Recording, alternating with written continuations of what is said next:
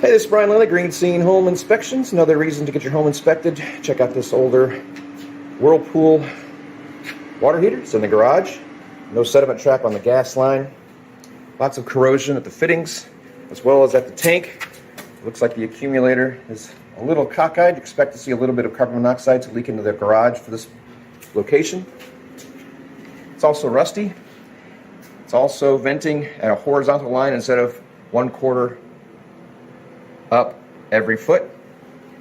This is a double wall flue, but it needs to be since it has a hole at the top, releasing carbon monoxide into the garage.